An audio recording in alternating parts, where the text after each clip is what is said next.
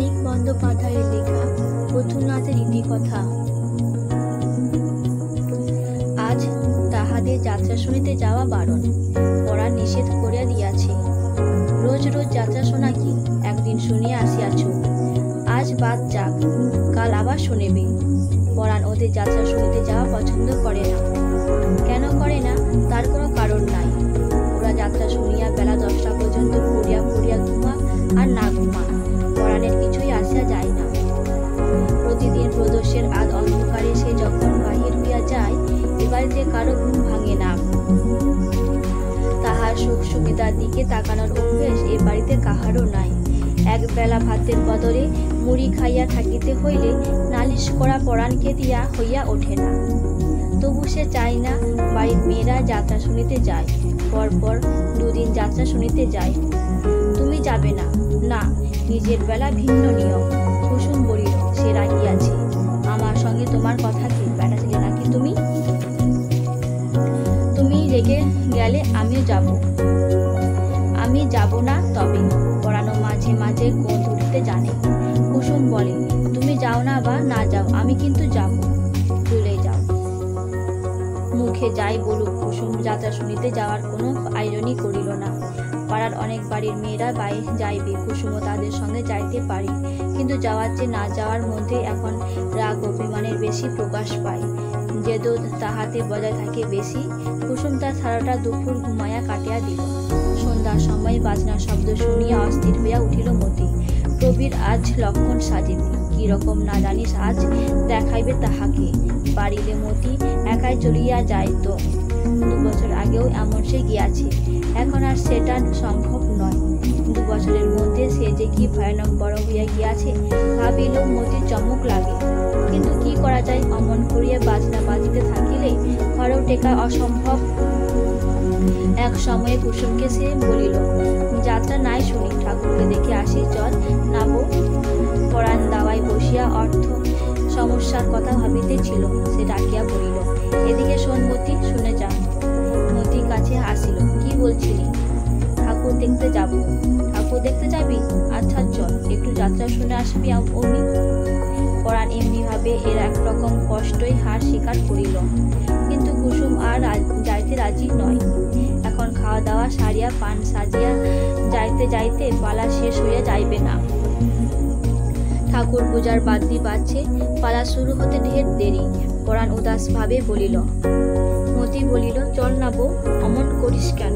কুসুম বলিল, গিয়ে বসবি কোথায়? তোর জন্য জায়গা ঘুমোচ্ছি। সব বাইয়ের পেছনে বসে যাত্রা শোনাচ্ছে, ঘরে শুয়ে ঘুমানো ঢের ভালো। পরাণ বলিল, ছোটবাবুকে বললে? ছোটবাবুর নাম উল্লেখে কুসুম আরো রাগিয়া কহিল, ছোটবাবু কি করবে? জায়গা করিয়ে দেবে? পরাণ বলিল, ছোটবাবুর বাড়ির সবাই বাবুদের বাড়ির মেয়েদের জায়গায় বসে। নেটে পর্দা টাঙানো, দেখিসনি মতি? বাবুদের বাড়ি ছোটবাবুর খাতির কত। ছোটবাবুকে বললে তোদের ওইখানে বসিয়ে দেবে। কুসুম হঠাৎ শান্ত হইয়া বলে, না, আমি যাব না। তাহাকে আর কোনো মতেই টলানো যায় না। বাবুরা জমিদার, শশীর বড় লোক। ওদের বাড়ির মেয়েদের কত ভালো ভালো কাপড়, কত দামি দামি গয়না। একটা জবরং লেস লাগানো জ্যাকেট গায়ে দিয়ে তাঁতি বাড়ির পোড়া কাপড় পরিয়া ওদের মাঝখানে গিয়া বসিলে দম আটকাইয়া যাইবে কুসুমের। শেষ পর্যন্ত পরাণের সঙ্গে মতি একাই গেল। শশীকে খুঁজিতে হইল না, সে বাড়িতেই ছিল। সে বলিল, তোর তো শখ কম নয় মতি। কিন্তু সঙ্গে গিয়া মতির বসিবার একটা ভালো ব্যবস্থা করিয়া দিতে সে আপত্তি করিল না, বরং নেটের পর্দার আড়ালে যেখানে বাবুদের বাড়ির মেয়েরা বসে মতিকে সেখানে বসাইতে পারিয়া সে বিশেষ গর্বই বোধ করিল। শীতল বাবুদের বাড়ির মেয়েরা গায়ে সিল্কের ব্লাউজ দেয়, বোম্বাই শাড়ি পরে। শীতল বাবুর ভাই কলিকাতা প্রবাসী, বিমল বাবুর স্ত্রী কোনারা পায়ে জুতা দিয়া থাকে। 2 ভাইয়ের পরিবারে নারীর সংখ্যাও কি কম? সংসারে যেখানে যত টাকা সেখানে তত নারী, যেখানে তত রূপ। মতির সংসারে এই নিয়ম জানিত না। সংসারে কোন নিয়মটাই বা সে জানে? কাঁচা মেয়ে সে, পোকা মেয়ে। প্রায় 20 বর্গফুট পরিমাণ পরিষ্কার চাদরের উপর গাদা করা ঘষা মাজা সাজানো গোছানো স্বজাতির মতো আসিয়া পড়িয়া সে যেন দিশেহারা হইয়া গিয়াছিল। বিমল বাবুর স্ত্রী সুধন আমার মুখে কি দেখছো বাছা? বিমল বাবুর মেয়ে বলে। তোমার চশমা দেখছে মা। মতির বুকের ভিতর টিপ টিপ করে। তাকে বসিতে দেওয়া হইয়াছে সম্মানের আসনে, সামনের দিকে, পেছনে আশ্রিত পরিজনদের মধ্যে নয়। শীতলবাবু নিজে মেয়েটিকে সঙ্গে করিয়া পৌঁছাতে দিয়া বলিয়াছেন, সামনে বসিও, শশী ডাক্তারের বাড়ির মেয়ে। কাল শশী ডাক্তারের বাড়ির মেয়েরা যত মিষ্টি করিয়াই হোক খুব সাজিয়ে আসিয়াছিল। এর আজ কি একই বেশ। শীতলবাবু আর বিমলবাবুর বাড়ির মেয়েরা একই কথা ভাবিয়াছিল। তাহারা কাপড় চেনে, গয়না চেনে, নিজেদের ঘষে এবং মাঝে। ও মেয়েটা ধরিতে গেলে রীতিমতো নোংরাই। শীতলবাবুর পুত্রবধূ কতবার ছেলে হওয়ার সময় বাজিতপুরে সিভিল সার্জন আসিয়া পড়ার আগে শশীর হাতে জীবন সমর্পণ করিতে বাধ্য হইয়াছিল। বিছানায় শুইয়া শুইয়া নোবেল পড়া সে কি ভীষণ শাস্তি। যাই হোক, ছেলেটি ঝির কাছে দোতলায় এখন চোখ বুঝে ঘুমাইতেছে। সিভিল সার্জন করিয়াছিল কচু। ছেলেটা একরকম শশী ডাক্তারেরই দান বইকি। শীতলবাবুর পুত্রবধূ তাই এক সময় মতিকে কৌতূহলের সঙ্গে জিজ্ঞাসা করিল, শশী ডাক্তার তোমার কে হয় গো? কেউ না। ও মা, কেউ না? এই রাত্রে তুমি পরের সঙ্গে যাত্রা দেখতে এলে? পর কেন, দাদার সঙ্গে এসেছি। তোমার দাদাকে? কাদের বাড়ির মেয়ে তুমি? আমি ঘোষ বাড়ির মেয়ে। আমার বাবা স্বর্গীয় হারানচন্দ্র ঘোষ। কথাটা শীঘ্রই রটিয়া গেল। হারু ঘোষের মেয়েকে তাহাদের মধ্যে গুজিয়া দেওয়ার স্পর্ধায় শশীর উপর শীতলবাবু আর বিমলবাবুর পরিবারের মেয়েরা বিশেষ অসন্তুষ্ট হইলেন। মতির কাছে তাহারা ছিলেন, তারা বাড়ির মধ্যে যাওয়ার ছলে উঠিয়া গেল। মুখ ফিরিয়া আসিয়া অন্যত্র বসিলেন। হাত পা ছড়াইয়া আরাম করিবার সুযোগ পাইয়াও মতির কিন্তু আরাম হইল না। অবহেলা অপমান বুঝিতে না পারার মতো বোকা সে তো নয়। এদিকে শশী মাঝে মাঝে সাজঘরে যায়। কুমুদকে প্রশংসা করিয়ে বলে, বেশ হচ্ছে কুমুদ, তুই কলকাতার থিয়েটারে গেলি না কেন? কুমুদ খুশি হইয়া বলে, ভালো হচ্ছে। 14 বছর উপোস করতে হয়েছে ভাই, তবু এখনো বৌদিকে বা রাবণের হাত থেকে উদ্ধার করতে পারিনি। অযোধ্যায় ফিরিয়ে নিয়ে গিয়ে দাদাকে রাজা করতে পারলে বাঁচি। কুমুদ হাসে। খানিক পরে অশোকবন থেকে বৌদিকে আনতে হবে। রাবণ বধ হতে বেশি দেরি নেই। সে সিনটার দেখিস। হ্যাঁ রে, তোদের গায়ে গয়নার দোকান আছে? শশী বলিল, গয়নার দোকান? গয়না দোকান কোথায় পাবো? দুটো স্যাকরার দোকান আছে। ফরমাস দিলে গয়না তৈরি করে দেবে। ছোট ছোট কিছু দু একটা গয়না সময় সময় তৈরি করেও রাখে হয়তো। দোকান করার মতো কিছুই নয়। গয়না কিনবি নাকি? কিনবো। আমি? কেন গয়না কিনবো কেন? শশী একটু বিচলিত হয়। কুমুদ গয়নার দোকানের কথা জিজ্ঞাসা করিয়াছে কেন? তাও এক কথা বলিতে বলিতে হঠাৎ জিজ্ঞাসা করিয়াছে। কি ভাবিতেছে ও? শশী ভাবে, সৃষ্টি ছাড়া গোয়ার ছেলে জগতে এমন কাজ নাই যা করে না ওই সব করিয়াই যেন সুখ পায়। কিন্তু গয়নার দোকানের খবর নেয় কেন? শশী আরো ভাবে যে খবর লইতে হইবে বিনোদিনী অপেরা পার্টি বাজিতপুরে অভিনয় করার সময় সেখানকার কোনো গয়নার দোকানে কিছু ঘটিয়াছে কিনা। শশীর মনের মধ্যে সন্দেহটা খচখচ করছে বইকি। সে মনে করে বইকি যে আচ্ছা পাগল সে, একই কথা, কেউ কি কখনো হয়? তবু সে ভাবিয়া রাখে বাজিতপুরের গয়নার দোকানের গত 2 মাসের কুশল কালি জানিবার চেষ্টা করিবে।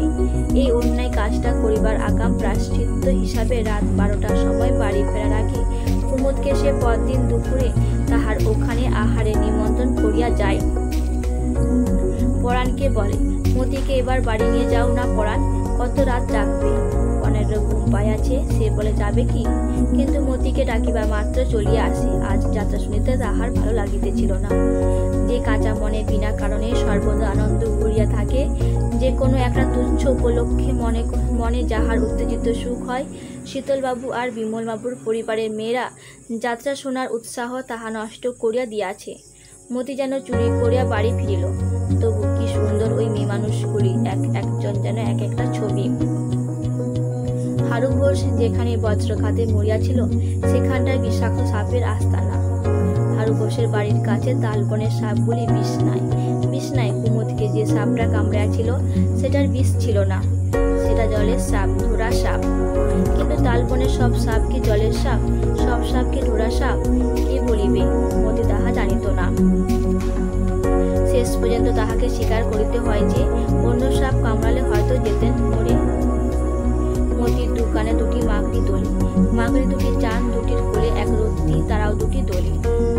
নিজের হাতে তাহাকে মাগরি পরিয়া দিয়াছে। ওর মধ্যে একটি নতুন ঝকঝকে, অন্যটা অনেক দিনের পুরনো মলিন। এটাও একটা সমস্যার কথা বই কি।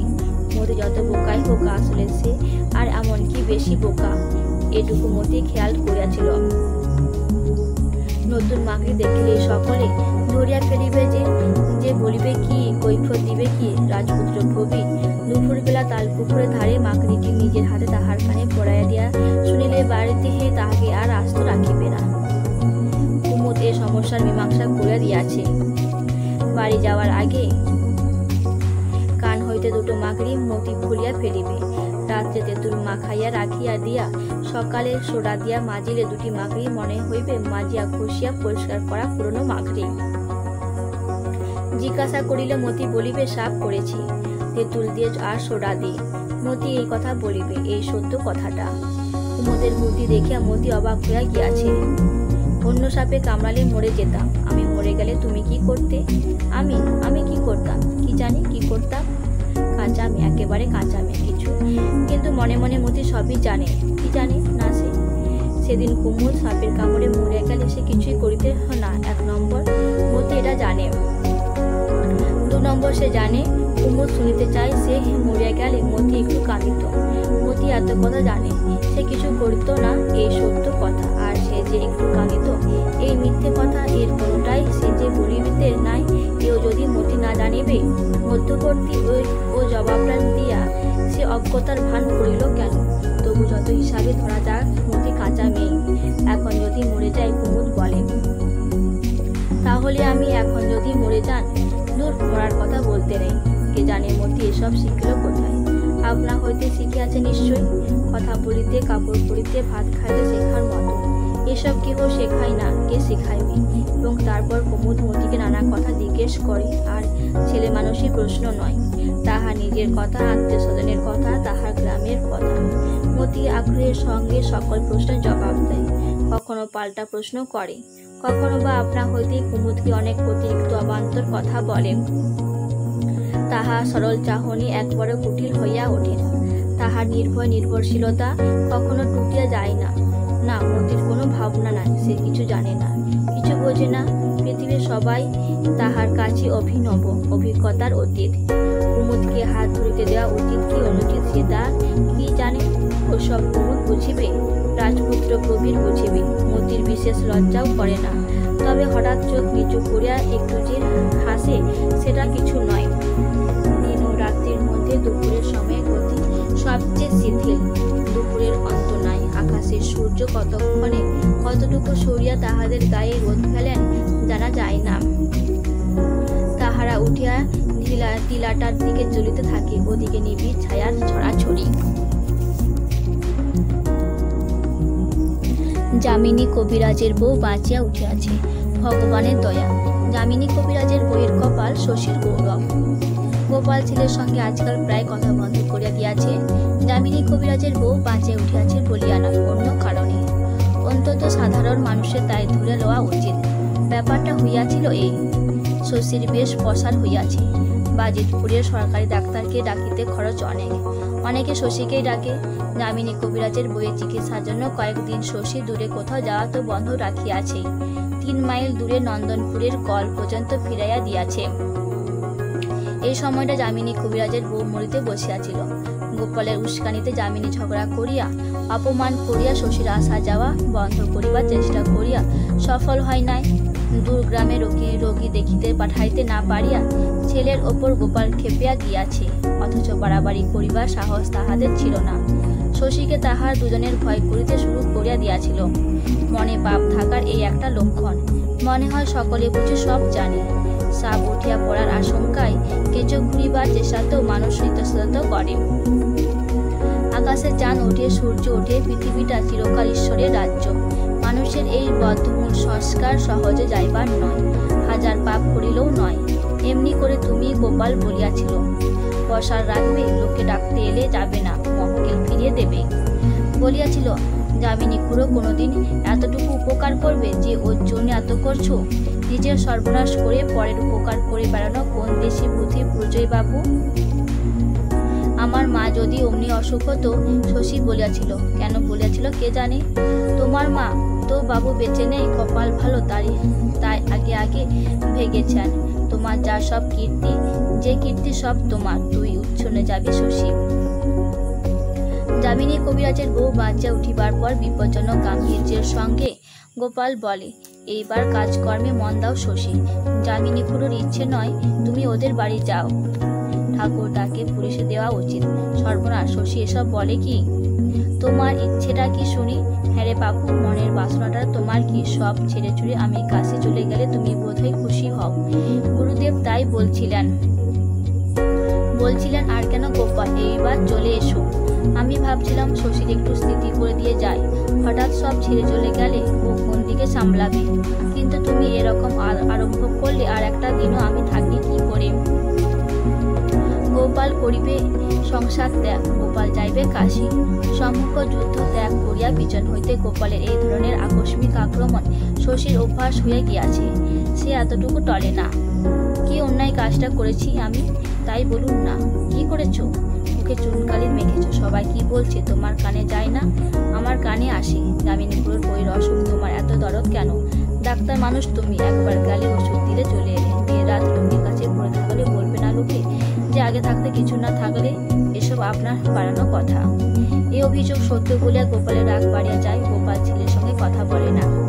একটা কথা নয়, বাইরের ঘরে ফরাসের উপর খাতাপত্র ছড়াইয়া বসিয়া গোপাল হিসাব দেখে। খাতক, ঋণ প্রার্থী, অনুগ্রহ প্রার্থীদের সঙ্গে কথা বলে। শশী ঘরের ভেতর দিয়া পার হইয়া যাইবার সময় গোপাল হঠাৎ কথা বন্ধ করিয়া আর চোখে ছেলের দিকে তাকায়। কথা বলিবে না, না বলুক। ছেলেকে গলার আওয়াজও সে শুনাইবে না নাকি? তা নয়, শশীকে দেখিলে গোপালের ডাকিতে ইচ্ছা হয়। শশী শোন। এই ইচ্ছাটা দমন করিবার সময় গলা দিয়া গোপালের আওয়াজ বাহির হয় না।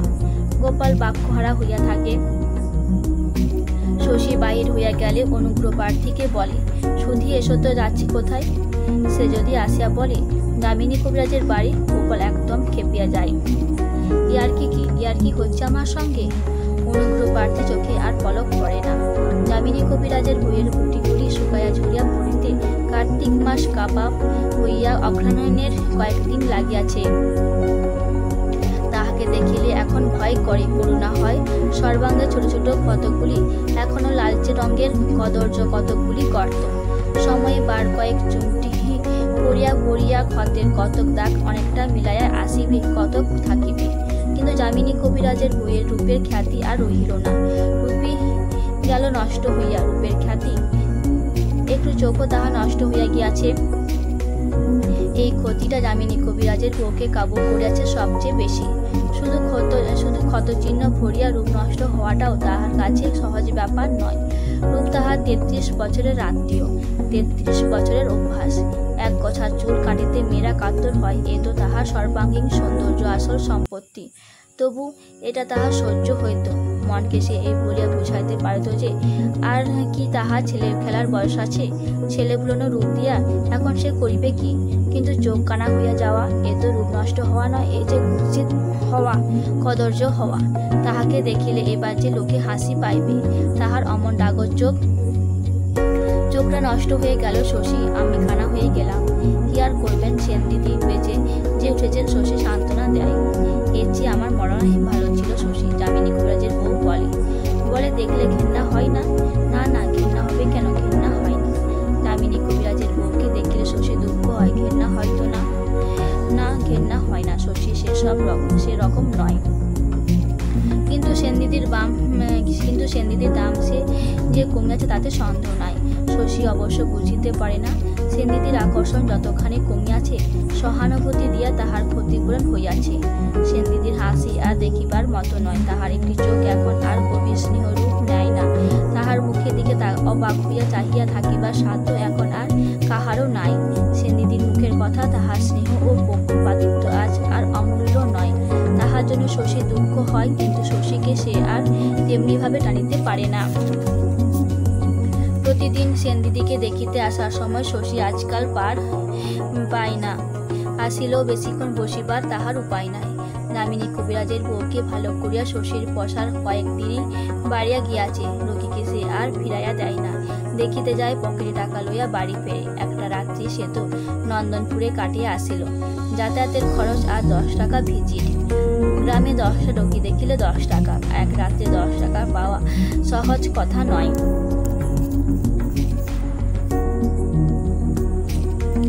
যামিনী কবিরাজের বউ বলে, সেনদিদিকে ত্যাগ করলে নাকি শশী? না সেনদিদি, রোগীর বড় ভিড়, আসবার সময় পায় না।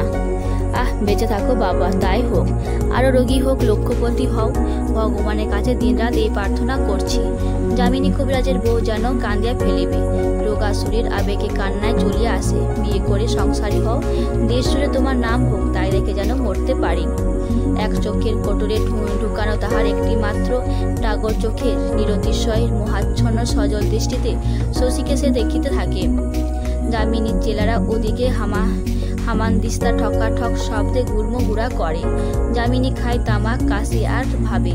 স্ত্রীর ঘরে চৌকাঠও সে ডিঙায় না, শশীর সঙ্গে কথা বলে না, ভাবনায় তাহার অন্ত নাই, থাকার কথাও নয়। এই বয়সে, বয়স তাহার 60-এর ওপর গিয়াছে। মানুষের আর কত সহ্য হয়?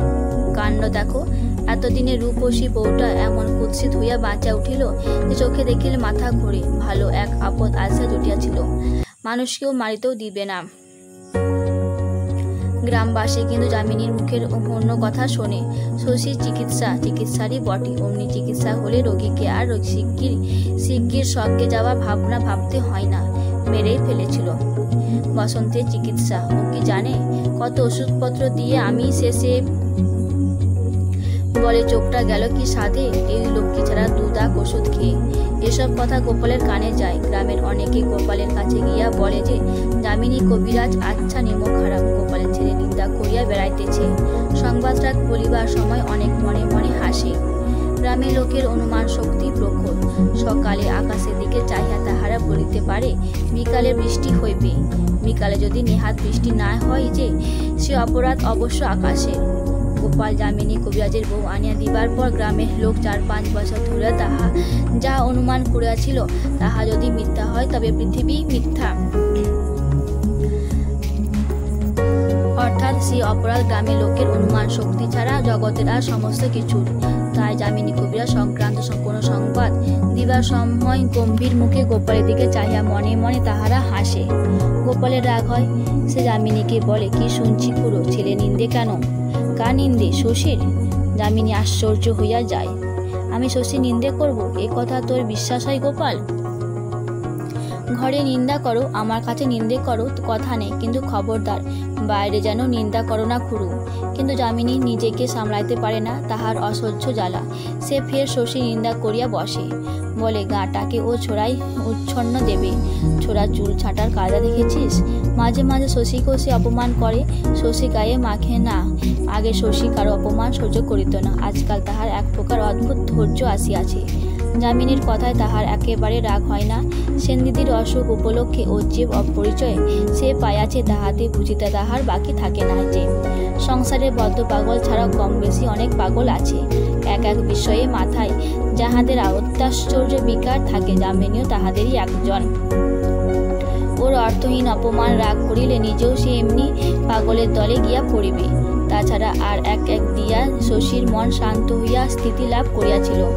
তাহারা ইন্টেলেকচুয়াল রোমান্সের পিপাসা, যাহা চায়ে ধোঁয়ার মতো, জলীয় বাষ্প ছাড়া আর কিছু নয়, চাও নয়। জীবনকে দেখিতে শিখিয়া, অত্যন্ত অসম্পূর্ণ ভাষা ভাবে জীবনকে দেখিতে শিখিয়া সে অবাক হইয়া গিয়ে দেখিয়াছে যে এইখানে এই ডোবা আর জলে আর মশা ভরা গ্রামে জীবন কম গভীর নয়, কম জটিল নয়। একান্ত অনিচ্ছার সঙ্গে গ্রামে ডাক্তারি শুরু করিয়া ক্রমে ক্রমে এই জীবন শশীর যে ভালো লাগিতেছে, ইহা তাহার প্রথম প্রধান কারণ। তারপর যাত্রা দলের অভিনেতা সাজিয়া কুমুদের আবির্ভাব। মোনালিসার কুমুদ, ভেনাস ও কিউপিডের কুমুদ, সেলি বাইরন হুইটম্যানের কুমুদ, পেক খাওয়া ওয়াল্ট ফক্সটকের নাচা কুমুদ, নীলাক্ষের প্রেমিক কুমুদ, তার চেয়ে বয়সে জ্ঞানে বিদ্যার বুদ্ধিতে শ্রেষ্ঠ কুমুদ। যাত্রা দলের অভিনেতা সাজিয়া তাহার আবির্ভাব। এ কি যে ব্যর্থ যায়? শশীর মন শান্ত হইয়াছে, স্থিতি লাভ করিয়াছে। কেমন করিয়া হঠাৎ সে বুঝিতে পারিয়াছে কিটস্কিনের জুতাটা আশ্চর্য, শাড়িটা বিস্ময়কর, ব্লাউজটার আসল, আর আসল তখনকার কুমুদের টাকাটা। তারপর তোমার চেহারা তো আছে, সেটাও একটু দরকার, আর দরকার বিশ্বজগৎকে একটু ডোন্ট কেয়ার করার ভাব, জমিল রোমান্স। শশী এটা বুঝিয়াছে, কিন্তু হিসাব তো কম নয়, অতগুলি সম্মানই তো তুচ্ছ নয়, এটাও শশী স্বীকার করে যে ব্যাপারটা মন্দ নয়। মানুষের সভ্যতার খুবই অগ্রগতির পরিচয়। চমৎকার উপভোগ লোভ করিবার মতো পাইলে সে লাভবানই হইত, কিন্তু বঞ্চিত হইয়াছে বলিয়া মনের মধ্যে অসন্তোষ পুষে রাখিবার মতো কিছু নয়। শশী ইহাও বুঝিয়াছে যে জীবনকে শ্রদ্ধা না করিলে জীবন আনন্দ দেয় না। শ্রদ্ধার সঙ্গে আনন্দের বিনিময় জীবন দেবতার এই রীতি। শশী তাই প্রাণপণে জীবনকে শ্রদ্ধা করে। সংকীর্ণ জীবন, মলিন জীবন, দুর্বল পঙ্গু জীবন, সমস্ত জীবনকে, নিজের জীবনকে শশী শ্রদ্ধা করে সকলের চেয়ে বেশি।